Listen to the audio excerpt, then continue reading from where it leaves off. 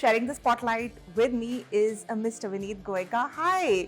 Thank you for inviting me here. Awesome to have you as well. So tell us, Mr. Goenka, given the geopolitical situation today, where do you see India going vis-a-vis the climate space? These are challenging times in the world where things are not going as per the understanding of all the countries. The geopolitical scenario is something which is very dynamic and changing every hour. What will we leave for the future which will come? What will we leave for the generations to come is becoming a question. Responsible economies, responsible leaders are not acting responsibly, and now this is a chance for India to come out, take the leadership, behave in the fashion which we were expecting others to behave. This is a great time for India. We will take the spotlight. Yes, I'm sure that we'll give the world what they wanted to in the 21st century. Maybe good days will come. Awesome. Are you placing a bet on some of your favorite sectors as far as the spotlight is concerned? Energy has been a discussed point for the last 150 years. Now we all have to move away from the fossil fuels and we'll have to think about alternates which will come up.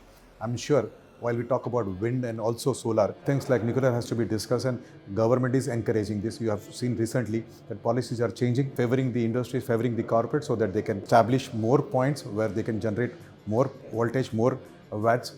So things will change, and I'm sure every opportunity of hydel, whether it is air, whether it is solar, will be tapped.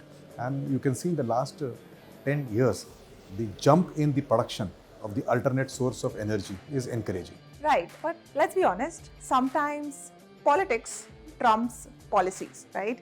What might sound good at a policy level might not politically always work out, right? So how do you see that with regards to the climate space? So when you individually see a family, it may be a family which you call as mother, father, spouse or kids. But when you see as a family, as a country, then there are various people, their needs are different. We are fortunate that we are educated, we are fortunate that we are standing here and talking to each other in a very comfortable environment. But there may be a brother of mine who lives in a piece of a land which gives him sustainability or his livelihood. If you try to take away that piece of land, maybe for the future, maybe for putting up a windmill or a idle power station or maybe something solar, he's going to be impacted. Naturally, he will react. So we have to balance this out. The priority of a democratized government is to make sure that the welfare of the citizens are there. In the lurch or the desire to serve the next generation, you cannot current generation. So I'm sure this will be discussed, better things will come up. And what has been happening the last 10 is very, very encouraging. Compensations for the people who are impacted is increasing. They don't have to go to the court.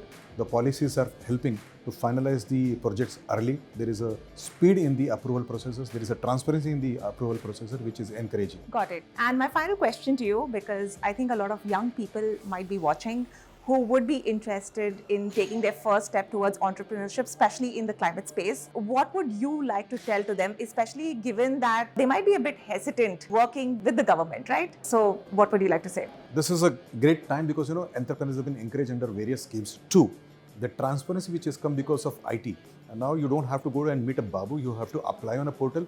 There is a stream of the footwork which is in there, which can be calculated, which can be seen whether what was the transparency level there. So one is very encouraging about this. Two, innovations which are happening across the globe and within the country are very, very high. If you see the number of patents filed in the last 5-10 years in India, they are far better than what were been done 10 years back. Number three is geospatial industry has got a more focus. The number of satellites been launched by ISRO, the number of other efforts which are done by IMD or Survey General of India encourages people to come in the new age technology. And I think geospatial is going to be the buzzword. My estimation is, personal estimation without any support is, this business will be more than $50 billion in the next decade. So youngsters should jump in something which is geospatial, take advantage of location, take advantage of the environmental challenges which are there, give the world a solution which will generate economy and value for them and also for the country.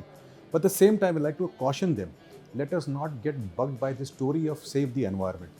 Those Western powers for the last 200 years punched hole in the environment. They were launching rockets, they were launching bombs, they were disturbing the environment, and today they want us to be responsible and not create any kind of environmental disaster.